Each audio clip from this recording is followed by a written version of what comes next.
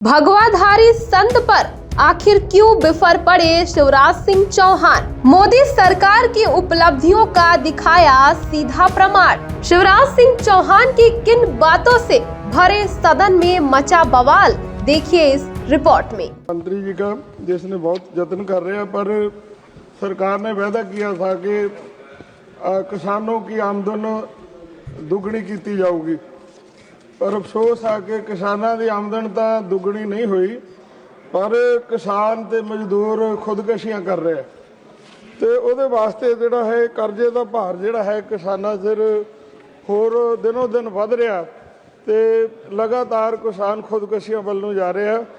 ਅਸੀਂ सरकारयोग मंत्री साहब तो पूछना चाਹੁੰਦੇ ਹਾਂ कि सरकार किसान ਅਤੇ मजदूरों के कर्जे माफ करने वास्ते कोई योजना बना रही है, जिस तरह उद्योगपतियों के कर्जे के उत्ते लीक मारी है कि किसान ते मजदूरों के कर्जे माफ करने वास्ते कोई योजना बना रही है? जे है तो की है, जेकर नहीं तो क्यों? धन्यवाद। Honorable Minister. माननीय सभापति महोदय,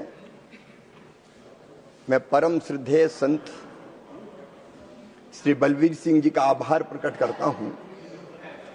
संत सच ही बोलते हैं, इसलिए उन्होंने अपने सवाल में पूछा है, देश के समग्र विकास के बावजूद, मतलब वो ये स्वीकार करते हैं कि देश का समग्र विकास हो रहा है, और ये सच भी है। प्रधानमंत्री श्रीमान नरेंद्र मोदी जी के नेतृत्व में एक वैभवशाली भारत, एक गौरवशाली भारत, एक संपन्न भारत, समृद्ध भारत, एक शक्तिशाली भारत और विकसित भारत का निर्माण हो रहा है।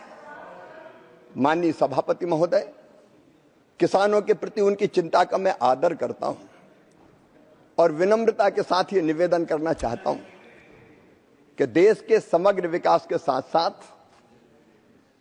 कृषि में किसानों की आय बढ़ाने के लिए और कृषि के समग्र विकास के लिए भी लगातार प्रयत्न किए जा रहे हैं।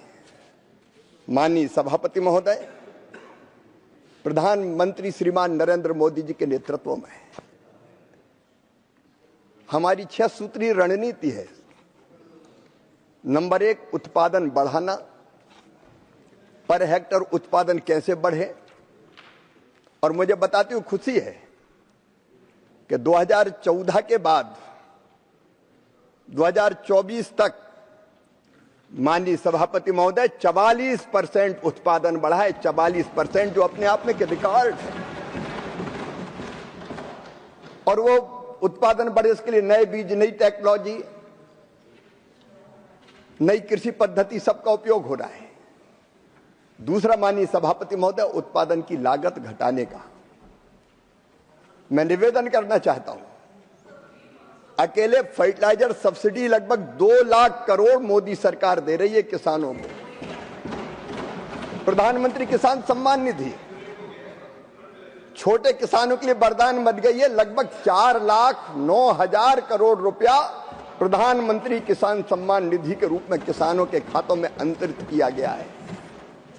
अकेली फसल बीमा योजना के अंतर्गत 1,90,000 करोड़ रुपए की राशि किसानों के खाते में डाली गई है। और कम ब्याज पर कर्जा मिले किसानों को खेती के लिए, इसके लिए केसीसी पर 15 लाख करोड़ रुपए का लोन देने का चमत्कार भी मोदी सरकार ने ही किया है। प्रधानमंत्री किसान मानधन योजना, 60 साल की उम्र के बाद अगर कोई किसान उसमें शामिल होता है तो फिर पेंशन की गारंटी भी देती है। हमारी मैकेनाइजेशन की योजना, हमारी हार्टिकल्चर की योजना, प्राकृतिक खेती का मिशन, कृषि वानिकी की योजना, बांस mission, per drop, more crop, एक नहीं अनेकों प्रयत्न किए जा रहे हैं जिससे किसानों की आय निश्चित तौर पर बढ़ रही है।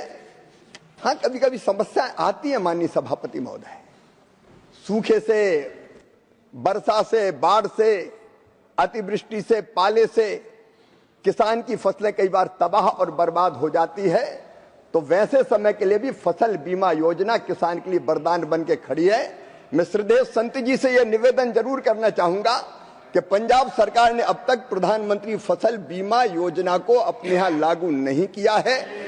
अगर ये योजना पंजाब में इस समय लागू होती तो अभी जो बाढ़ के कारण पंजाब में व्यापक नुकसान हुआ है उससे किसानों को और सुरक्षा मिलती।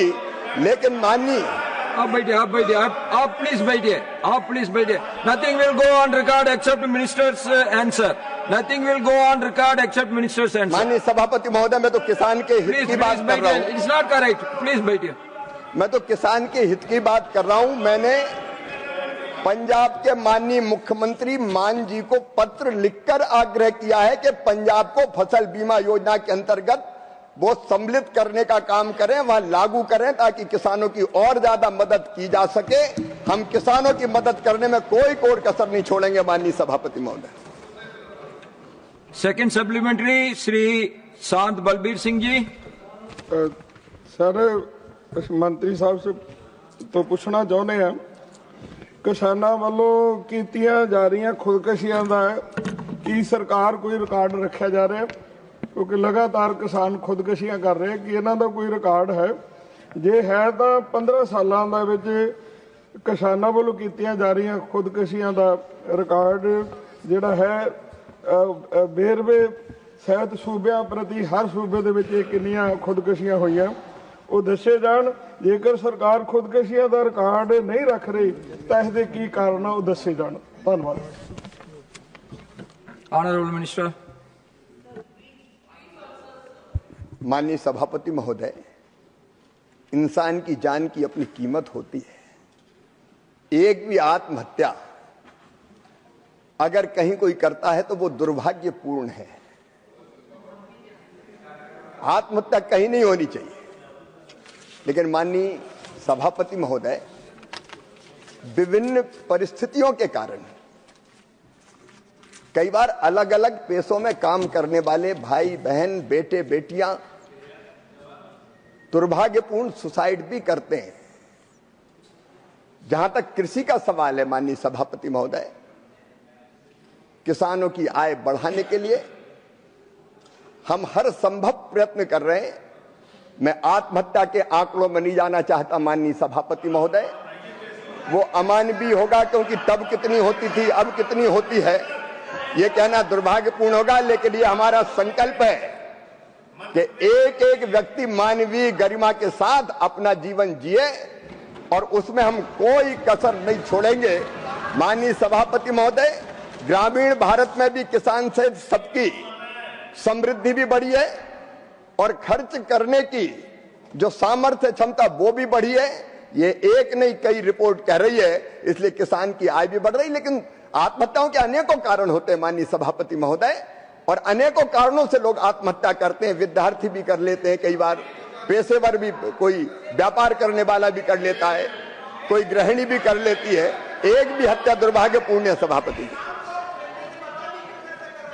थर्ड सप्लीमेंट्री श्रीमती महू माजी।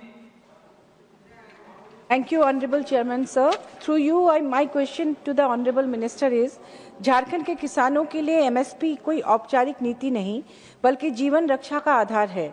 लेकिन सेंटर द्वारा वादा किया गया digital procurement system, mobile procurement vans और रियल टाइम MSP वेरिफिकेशन आज तक शुरू नहीं हो सके। क्या माननीय मंत्री यह बताएंगे कि केंद्र ने अपने इन दायित्वों को समय पर क्यों पूरा नहीं किया, और क्या अब केंद्र सरकार झारखंड में एक पूर्ण टेक एनाबल्ड MSP प्रोक्योरमेंट नेटवर्क तय समय सीमा में लागू करेगी? Honourable minister. माननीय सभापति महोदय, कृषि राज्य का विषय है। MSP पर खरीद चाहे झारखंड हो चाहे बाकी राज्य, अपनी राज्य की एजेंसी के माध्यम से या केंद्रीय एजेंसी के माध्यम से करते हैं, और उसमें टेक्नोलॉजी का बेहतर इस्तेमाल अलग अलग राज्यों में अलग अलग स्तर पर होता है। माननीय सभापति महोदय, कई राज्य बड़ी इफिशिएंट खरीद करते हैं और 48 घंटे के अंदर किसान के खाते में पैसा पहुंच जाता है। लेकिन कुछ राज्य ऐसे हैं, केरल जैसे, जहां 3-3 महीने किसान के खाते में पैसा नहीं पहुंचता। 3-3 महीने किसान के खाते में पैसा नहीं पहुंचता, और वो इसलिए उन्होंने एक अलग पद्धति अपनाई है वो एमएसपी का सीधा भुगतान नहीं करते। किसान बेचने जाता है मंडी में तो उसको एक स्लिप दे देते हैं और वो स्लिप लेके बैंक जाता है तो बैंक उसको लोन के रूप में ये कहता है कि जब पैसा पूरा आ जाएगा राज्य सरकार या केंद्र सरकार की तरफ से तब एमएसपी की राशि दी जाएगी। तो अलग अलग राज्य के यहाँ अलग अलग पद्धतियां हैं। झारखंड भी इफिशिएंटली खरीदी करे और केंद्र सरकार टेक्नोलॉजी के माध्यम से जो सहयोग कर सकता है निश्चित तौर पर करेगा।